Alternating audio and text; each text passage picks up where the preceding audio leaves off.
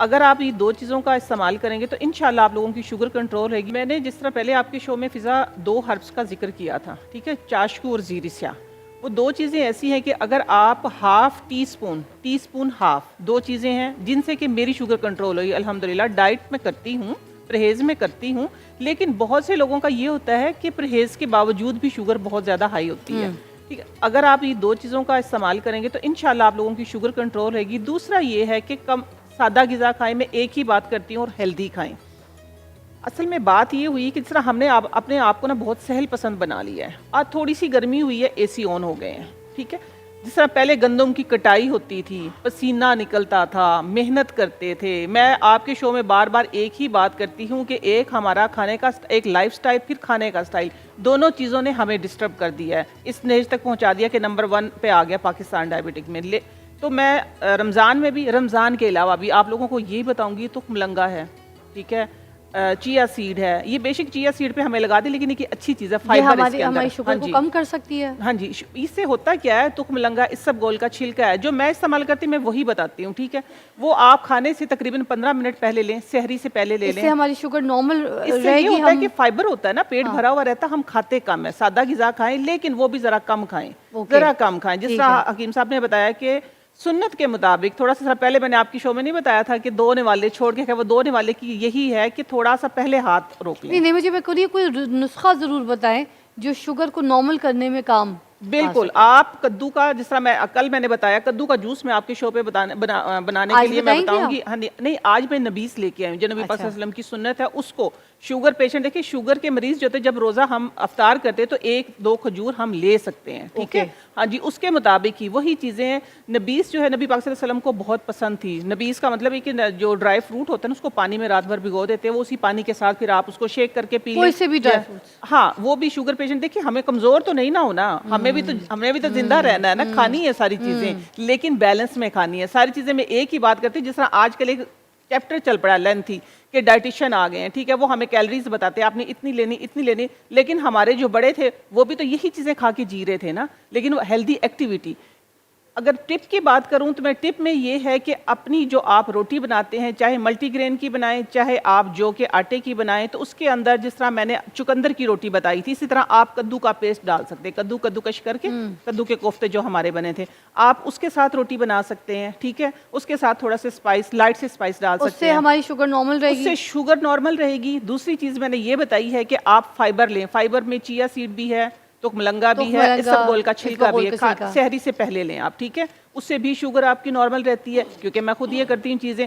अफ्तारी के बाद आप अफ्तारी पे भी, जब भी आप कोई भी सादा पानी लेते हैं, तो आप उसके अंदर वो चीज़ें खोल के रखें, आप लें। उससे शुगर भी, आपका जो फैटी लीवर है, जिस तरह हकीम साहब ने बताया कि फैटी लीवर ही एक बुनियाद बन रही हर चीज़ की, इससे फैटी लीवर भी आपका कम होता है। और रोज़े का असल मकसद हासिल किया करें कि ये नहीं कि आपने रोज़ा रखा हुआ है और आप आराम करें लेटे हुए। रोज़े का मकसद ये कि रोज़े से 15-20 मिनट पहले आप एक्सरसाइज करें। आप जब एक्सरसाइज करेंगे तो मैं कहती हूँ शुगर जो है वो तो वैसे ही डर के ही भाग जाएगी। मगर जब रोजा खुलने वाला होता है ना, उस वक्त ना इंसान मरने वाला होता है। मेरी तो ऐसी हालत होती है, मैं ऐसे इतनी मुश्किलों से ब्रांडिंग कर रही होती, मुझे पता है करशी जाम श्री, मैं बताती हूँ, और मैं करशी जाम श्री को देख के कहती हूँ ये मैं पी लूँ ना तो मैं ऐसे ठीक हो जाऊँ, क्योंकि आपको पता है शुगर लेवल ठीक हो जाता है। ये सारे ना फिजा, ये सारे ना हमारे जहन के, हमारे ख्यालात हैं कि हम रोज़ा रखा हुआ है। जब हम अपना माइंड सेट कर लेते हैं ना कि हमने रोज़ा रखा हुआ है, हमें रोज़ा लगना है, तो रोज़ा, सर आपने स्टार्ट में ही बात कर दी थी कि कुछ लोगों का ना ये माइंड सेट है कि हमने 3 पराठे खाने के, एक 10 बजे तक चलेगा, एक 4 बजे तक चलेगा, एक ज़रा हमें अफ्तारी तक चलाएगा। ऐसा कुछ भी नहीं है। आप सिर्फ वो जो मल्टीग्रेन आटे की मैंने रोटी बताई थी, आप आधी रोटी खा के भी रोजा रख सकते हैं। मुझे एक और चीज फील होती है, मुझे लगता है कि जब हम ज्यादा खाते हैं ज्यादा भूख लगती है। ज्यादा भूख लगती है, एग्जैक्टली, ज्यादा पानी पीते ज्यादा प्यास लगती है। तो आप बैलेंस में पेट की हवस है ना, जो मुंह की हवस है, जो भूख, वो हमें ज्यादा मुझे लगता है सारा दिन कर पाती है। मैं बताती हूँ एक अनोखा, मैं आप लोगों मेरे माइंड में आगे, मेरे नाना अबू बताते थे, एक अनोखा सा एक फार्मूला बताऊंगी आप लोगों को। 2 चीजों का प्यार कम करना है। बता देना। 2 चीजों का प्यार कम करना है। अगर आपने स्मार्ट रहना है, शुगर को भगाना, फैटी लीवर कम करना है, वो 2 चीजें क्या है? हाथ और मुंह। इनका प्यार जरा कम कर लें तो मैं बताती हूँ कि आप लोग बैलेंस में रह गए। जो हमारा सारा दिन इनके साथ प्यार चलता है ना कि हाथ से उठाया मुंह में डाल लिया, ये बीमारियां सारी इधर से ही आ रही हैं। मुझे तो अपने खाने से इश्क है, मोहब्बत है, मुझे इतना मजा आता है खाने को देख के। आपने देख लिया दस्तरखान में मेरा हाल क्या होता है। आप जैसा कोई कोई होता है, ठीक है, ये तो अल्लाह की बहुत बड़ी नेमत, आप खाती भी फिर भी बाकी स्मार्ट सबका है। नहीं है, हाँ। अलबत्ता हर बंदा ऐसा नहीं होता। हम तो वो है कि हमें तो हवा भी लग जाती है, सादा पानी भी लगता है, अगर पानी भी पिए तो हम नहीं, तो आपके सामने मैं तो 3-4 रोटियां टिका माशाल्लाह। जाती हूँ। आप देखिए, ये कोई कोई होता है, ये कोई कोई होता है, गॉड गिफ्टेड होता है। अच्छा, But हर हम एक को नहीं है ये हर एक को नहीं है। मैं बता रही हूँ ना ये कि जो लोग कहते हैं हमें हवा लगती है लोगों को। लगती है भाई, हमें तो हम थोड़ा सा भी खा ले तो हम तो फैल जाते हैं। अच्छा, शुगर में ना सबसे पहली बात जो समझें, आजकल जो माशरे में सबसे ज़्यादा शुगर है वो टाइप 2 है, फैटी लीवर। वो इसकी वजह से कोलेस्ट्रॉल और ट्राइग्लिसराइड का बढ़ जाना, इस वजह से। तो ये जो हम अक्सर औकात ये नुस्खा इस्तेमाल कर लिया, ये कर लिया, तो ये ज़्यादातर जो हमें टोटकों से या नुस्खों से फ़र्क पड़ता है ना, ये सिर्फ वो जिसमें लिवर फैटी होता है। और जितने भी आप ये मुसफ़्फ़ी खून अद्वियात खाती हैं, अक्सर लोग ज़्यादातर ना कड़वी चीज़ें खाते हैं, कड़वे जो बादाम की गिरी और चने लेके उसको पाउडर करके खा लिया, या गूंद किक्कर है, तुख़्मे ये इसके तुम्मे का बीज है, तुख़्मे सरस है, इसमें गूंद किक्कर मिला के इसका पाउडर करके खा लें, बेहतरीन रिज़ल्ट है। इसी तरह मेथी दाना है, कलवंजी है, आंवला, बेड़ा और हरड़, ये 5 चीज़ें हैं। इसी के अंदर आप तुख़म जो है ना इसका बीज तुम्मे का वो डाल के पाउडर करके कैप्सूल भर के खा लें, इससे भी शुगर नॉर्मल हो जाती है।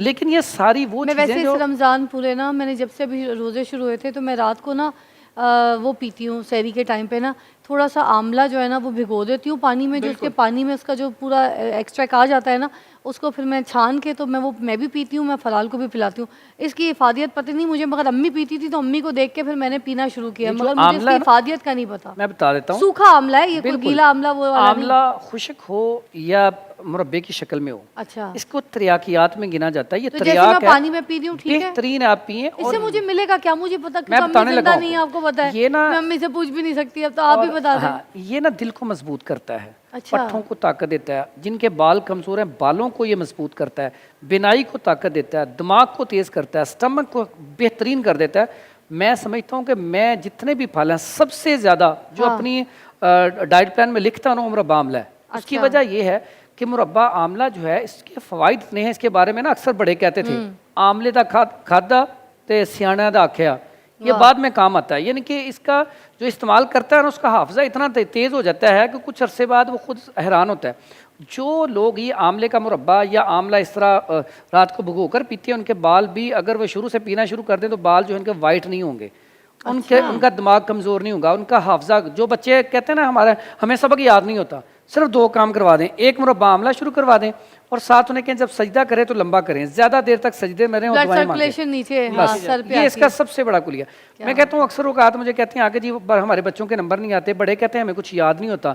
मैं फिर उन्हें कहता हूँ कि आप अंबिया की ज़िंदगी देखें, सहाबा की ज़िंदगी देखें, और हमारे बड़े जो औलिया हैं उनका दिमाग कितना तेज़ था, कितनी कितनी किताबें हिफ़्ज़ कर ली उन्होंने, कुरान मजीद को याद किया। तो क्या करते थे, सिर्फ तहज्जुद पढ़ते थे, और तहज्जुद में क्या करते थे, रब से आपने करीब होना है तो सबसे बेहतरीन कुर्बत का ज़रिया वो सजदा है।